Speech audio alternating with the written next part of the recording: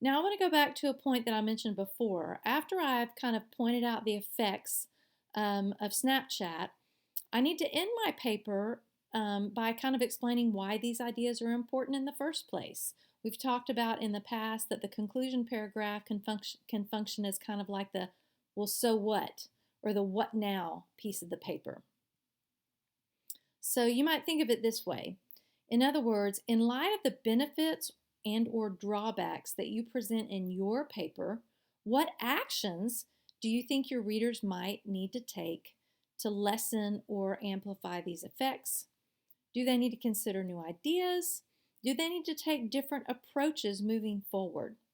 So that's what you want to do in your conclusion paragraph. So there's my thesis again. And then here's my reiterated thesis, which is going to be the first sentence of my conclusion paragraph. And you'll notice my reiterated thesis touches on what I said in my thesis statement, but uses different language and kind of pushes forward as well. So my reiterated thesis says, because the fun aspects of Snapchat cannot be separated from the more harmful ones, so there's where I talk about the positives, the entertaining part of Snapchat, and then also the kind of damage that it can do to students regarding their social skills. So because the fun aspects can't be separated from the more harmful ones, some may want to rethink how, when, and how often to allow preteens to use Snapchat. And then I might go on and say preteens or parents, or I might talk about preteens and then talk about parents, or vice versa. They can consider, and then I might list some different actions that they might take. How might they use Snapchat differently? How might they think about Snapchat differently? Or how might they just kind of approach the whole idea of Snapchat and social media in general?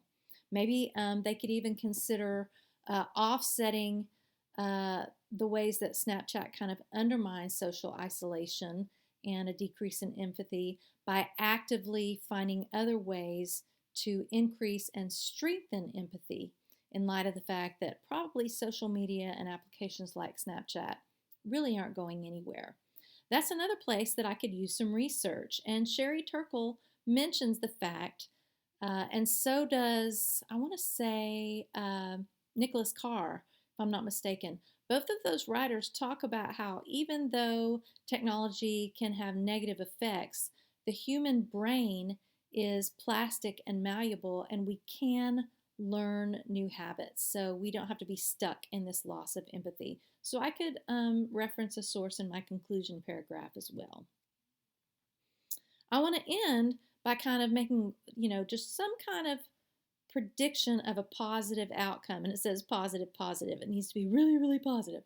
No, just you might say if parents or preteens consider and implement some of these suggestions, they're likely to see that Snapchat doesn't have to have such negative effects. So just some kind of positive outcome, but be really careful not to overgeneralize or don't promise more than what can actually occur when you make that prediction.